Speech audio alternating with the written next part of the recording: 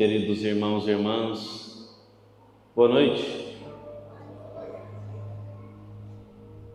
Quero trazer para vocês hoje algo que muitas vezes a gente não entende. Como é profundo o sacrifício da Santa Missa.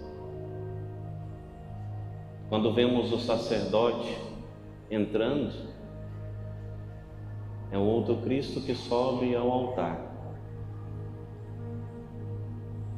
para se entregar numa oferta, um sacrifício de amor. Cada missa, Jesus morre por mim e por ti. E as leituras de hoje nos convidam, neste contexto de um casamento, de uma união matrimonial, entendemos o amor de Deus para com o povo e a relação de Deus para com o povo. O amor entre esposo e esposa brota da Trindade, da relação de amor entre o Pai, o Filho e o Espírito Santo. Mas desde o princípio a relação de Deus com o seu povo também é associada à relação do esposo com a esposa. Nós ouvimos na música, nosso corpo se estremece diante da presença. Assim como o noivo estremece ao ver a esposa entrando no casamento. Assim como a esposa, na hora que abrem as portas, olha o esposo esperando o noivo. E aí vem toda alegre, trazer essa alegria de ter aceito o noivo como esposo e o esposo a aceitar também. Deus quer fazer isso conosco. Cada Santa Missa, queridos irmãos e irmãs, se você nunca recebeu essa catequese, cada Santa Missa é um casamento. É por isso que na hora da elevação do pão e do vinho, do corpo e sangue do Senhor, uma das invocações é: felizes os convidados para a ceia nupcial do Cordeiro. Te convido então a partir de hoje, ao entrar dentro da igreja, caminhar em direção ao seu banco com a noiva de Deus. Cada um de nós, igreja, somos noiva de Deus, o esposo. Com aquela expectativa, como se você tivesse ali, na preparação para o casamento, vocês que são casados e que estão aqui na Assembleia, os noivos que estão nessa expectativa também para o futuro matrimônio, de entrar e ver o esposo te esperando. E não adianta nem tipo o padre, os noivos ficam aqui tremendo nas bases aqui na hora. Na hora que a noiva entra e dá um sorriso lá no início, a boca estremece. Somos nós diante de Deus, quando entramos na igreja, quando vimos para a Santa Missa. Devemos entrar ali exultantes, já correr para o sacrário, já esperar todo o grande sacrifício, a união nupcial que vai acontecer entre nós e Deus. É por isso que no final do Salmo, no versículo 9, nós somos convidados a adorar o Senhor no esplendor da santidade dos nossos corpos, da nossa alma. E aí o salmista fala, perfeito, combinou com a música, nem tinha prestado atenção nesse detalhe. Terra inteira, estremecei diante dele. Publicai entre as nações, reina o Senhor, pois os povos ele julga com justiça. Um Deus que te ama, um Deus que é justo, um Deus que faz de tudo por mim e por ti. Ao chegar ao ponto, ao cume, o clímax de amor extremo, dar a vida, porque era a única forma de deixar morrer a humanidade que ele tinha assumido, sendo Deus para pagar os nossos pecados. Jesus hoje se encontra na festa de casamento. Já falamos muitas vezes e falamos nos matrimônios também, como o Senhor dignifica e exalta a união conjugal, a família, o casal. Assim, no Antigo Testamento, até hoje, o Senhor vive essa relação conosco, matrimonial. Muitas vezes, nós, esposa de Cristo, igreja, no Antigo Testamento e agora também, somos infiéis a Deus. Não cumprimos o juramento como os casais cumprem, juram no dia do matrimônio. Te recebo por meu esposo, te prometo ser fiel, amar-te e respeitar-te, na saúde e na doença, na alegria e na tristeza, todos os dias da nossa vida. E aí, ao longo dessa semana, vimos essas infidelidades do povo e o Senhor falando através dos profetas: não fecheis os vossos corações como em Meriba, como em Massa, aquele dia em que outrora vossos pais me provocaram, apesar de terem visto as minhas obras. E o povo foi ao longo do tempo, sempre, porque somos muitas vezes dependentes tanto da desculpa da concupiscência do pecado, mas muitas vezes é mornidão e falta de cumprimos o nosso juramento, que todos nós como igreja, a cada domingo, fazemos. Creio em Deus Pai, Todo-Poderoso, Criador do céu e da terra. Até o final, cremos, é a nossa fé. Nós juramos ali o que os esposos fazem no dia do casamento. E aí o Senhor castiga, corrige. E quantas vezes somos castigados e corrigidos? No passado era assim, hoje é a própria consequência dos nossos pecados que Deus aproveita como correção para nós, porque nós que caçamos, porque nós que fomos bater cabeça, porque nós que fomos infiéis, porque nós que não olhamos para Deus, não nos colocamos em dependência dele, que já falou para nós: sem mim nada podeis fazer. É o esposo que cuida da esposa e fala: vamos caminhar juntos.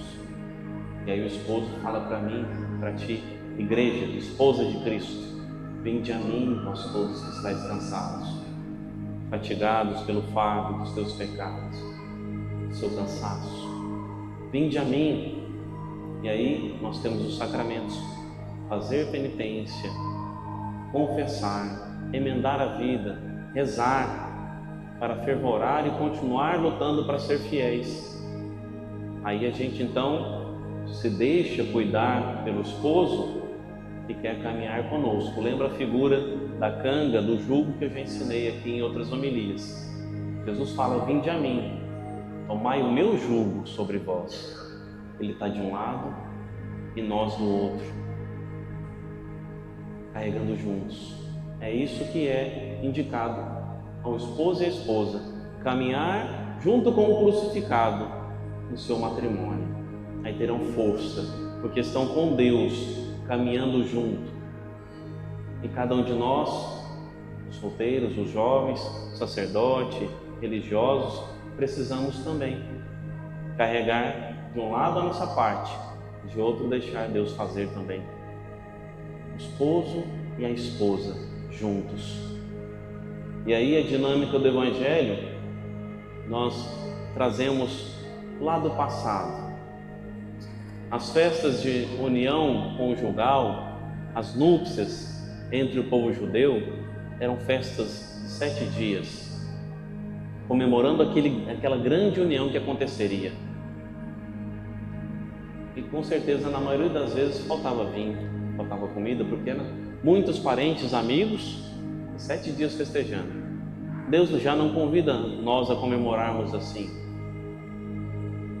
Nos convida, como igreja, esposa de Cristo, esposa de Deus, a nos unirmos e sermos fiéis. A nossa alegria tem que estar no Senhor, como a noiva que fala aqui é a alegria do marido. Darmos alegria a Deus, porque Ele quer chamar cada um de nós não como mais abandonada, deserta, rebelde, infiel. Ele quer chamar a sua igreja, a sua esposa, de predileta, minha predileta, minha amada, uma terra bem casada com Deus. Ele quer coroar a sua esposa, a igreja, com a coroa de glória, com o diadema real. E aí então o povo do Antigo Testamento, nas profecias messiânicas, trazia esta figura, essa profecia no seu coração, onde estariam, quando o Messias chegasse, estariam repletos, participando de um banquete com comidas suculentas, de vinhos excelentes. E aí então o nosso susto quando Maria, intercedendo, nossa mãe, intercedendo pelo casal, fala: eles não têm mais vinho. A figura para o povo que esperava o Messias era essa, a figura de um casamento, onde haveria essa grande festa, a união conjugal, onde Deus desposaria através do Messias o seu povo, a esposa, Sião, Jerusalém, a vinha do Senhor. E aí Jesus responde: mulher, ainda não é minha hora. É aí que está a grande explicação.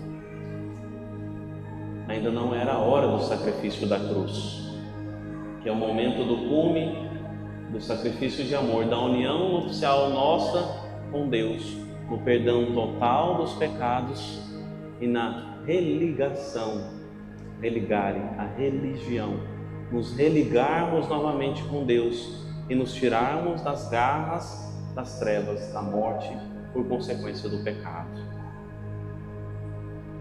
Por isso, ele fala: ainda não chegou minha hora. Mas em obediência, como um bom filho, um bom judeu, obedece a sua mãe e o milagre acontece. O milagre se faz e os primeiros sinais começam.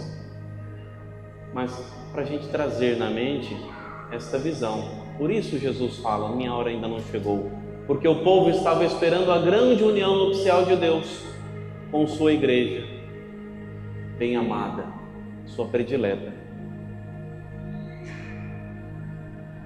Outro ponto que trago para vocês sobre a união daquelas épocas. O sacerdote era um servo de Deus. Para servir no templo, no Santo dos Santos, ele não poderia se vestir como as roupas do dia a dia. Ele ia entrar no templo, na casa de Deus, onde todos nós somos convidados a adorar em esplendor de santidade, na veste corporal, na veste da nossa alma, santidade, e onde nós trememos diante do Todo-Poderoso, do Santo dos Santos.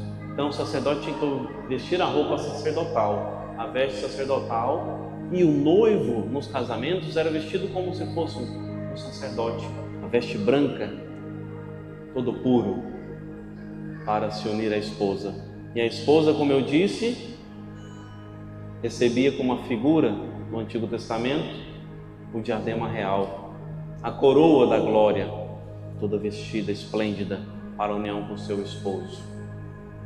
Assim, cada um de nós é convidado a entrar para o encontro com o esposo e partilhar do seu leito conjugal, que é o sacrifício do altar, comungarmos do seu corpo, a nossa união, o corpo e o sangue, Jesus na comunhão, é esta nossa veste. Por isso que muitas vezes o povo não entende o porquê não se pode comungar em pecado mortal. É como você não estar preparado com a veste nupcial para as núpcias com o Cordeiro. Cada um de nós então se precisamos de confissão, busquemos primeiramente. Se não deu tempo, façamos nossa comunhão espiritual e busquemos a confissão o mais urgente possível. Aqueles que não podem, por um impedimento ou outro, façam sua comunhão espiritual. Mas entregue também sua dor de não poder comungar da sua realidade de vida ao seu esposo, ao Cristo misericordioso. e peça que Ele te dê a graça de um dia poder estar com Ele, de conseguir vencer o pecado, de conseguir vencer aquilo que te separa, de tirar aquela veste maculada pelas consequências da vida, pelas decisões, pelas várias situações, e no fim da vida conseguir ao menos ter um sacerdote para se arrepender e confessar uma confissão bem feita. Porque se a gente entrar no átrio do céu, no interior do céu, sem a veste de santidade, nós seremos como aquele rei que mandou jogar aquele homem que não estava bem vestido para a festa das núpcias do noivo na escuridão, no lugar onde vai haver choro e ranger de dente. Por isso é um momento também de emenda de vida, de conversão. Voltando à questão do esposo, o esposo e a esposa se vestiam como reis para um casamento. Como eu e você, queridos irmãos, uma reflexão, estamos nos vestindo para o nosso casamento com Deus. A cada Santa Missa, especialmente na Santa Missa de domingo, que é a Santa Missa mais solene. Precisamos olhar para dentro de nós e olharmos se estamos dignos do casamento. Se estamos usando verdadeiramente a nossa roupa de ver Deus, como o povo fala quando a gente está bonitinho, bem arrumado. A roupa de ver Deus, a roupa do noivo já foi dada, as chagas de Cristo. E a nossa veste de santidade, a nossa vestimenta para o encontro com Deus no seu templo, onde devemos tremer diante da sua glória. Como estamos nos vestindo? O mundo quer deturpar o nosso modo de servir, de honrar, de participar da Santa Missa. Já estive em outros lugares onde fiz pastoral, onde homens, as crianças da certa idade, a gente ainda tolera a questão da bermuda. Por quê? Porque estão aprendendo e pouco a pouco estão fazendo a caminhada do crescimento como filho de Deus, como homem. E as mulheres, normalmente as meninas, estão sempre mais bem vestidinhas, porque normalmente a roupa da menina é o vestido, né? E aí, neste lugar onde eu servia, onde fiz pastoral, antes de ser padre, ou chegava de regata para a Santa Missa, bermuda, chinelo. Não sei se tem alguém desse jeito aqui, não estou julgando, estou falando da realidade de como é verdadeiramente o nosso modo de se preparar para o encontro com o esposo. Os noivos vestiam a melhor roupa, nós somos a noiva de Deus. Como estamos nos vestindo para encontrar o nosso esposo, o nosso noivo? No Vaticano, ninguém entra com blusa de alça, com camisa, um homem com camisa do peito aberto, mostrando os cabelos do peito. Não é nenhum preconceito, estou falando como é a tradição que vem na história da igreja e que Roma conserva. O homem entra de roupa social para entrar dentro do Vaticano, na igreja mãe das igrejas. A mulher, se tiver até muitas vezes bem vestida, mas com alça e tudo mais, busto aparecendo, eles dão um coletinho de TNT para tampar. Porque é o templo de Deus, é a casa de Deus, não se entra de qualquer forma. O mundo quer ensinar para nós várias modinhas, mas você sabe que o seu Deus vale muito mais, porque ao entrar aqui dentro do templo da casa de Deus, você entra para encontrar Deus e todos nós entramos, mas dependendo da veste que o mundo nos ensinou a usar, nós escandalizamos os outros, isso não é para ninguém ficar julgando um ao outro, mas levamos alguns a pecar, a perder a atenção de Deus, que a atenção é para Deus, para o noivo. Olha como o mundo vai tentando nos tirar de Deus, nos fazer esposa infiel, relaxado. Estou nem aí, padre, é o meu jeito. Eu estou fazendo uma reflexão, não estou proibindo não. Mas cabe a mim e a você, no nosso estado, nosso nível de conversão, pensar: estou vestido para ver Deus? Para encontrar com o esposo que deu a vida por mim? Será que vale a pena eu vestir melhor? A minha melhor roupa? E aí é a melhor roupa do pobre, do rico, do classe média? É a melhor roupa. Às vezes dá vergonha em relação aos irmãos de outra denominação cristã, não tendo uma bicicleta para andar, ou às vezes tendo uma bicicleta de terninho, indo ver quem? Deus. Se preparar para entrar em contato com Deus. Como eu e você estamos nos vestindo? Como é a nossa veste para vir para nosso casamento com Deus? É desde criança que a gente já vai aprendendo. O mundo quer falar para você: esse padre, nós temos que pegar ele, ó. Todos os padres que falar, porque não pode falar, é desrespeito. Nós é que pensamos do nosso jeito certo. O mundo quer fazer isso com a gente. E quantas rebeldias tem entre o povo de Deus? Como eu falei, a esposa de Deus, rebelde, infiel, teimosa, que para de olhar para si e começa a acusar o outro. E aquilo como defendendo, não. Estou falando o que o mundo vai implantando na minha e na sua mente, muitas vezes, porque eu já fui criança. Eu já assisti programas que ensinavam a vestir as meninas como uma piranha, usando a palavra. O programa ensinava assim, músicas que denegriam a imagem das nossas crianças, das menininhas, das nossas famílias cristãs.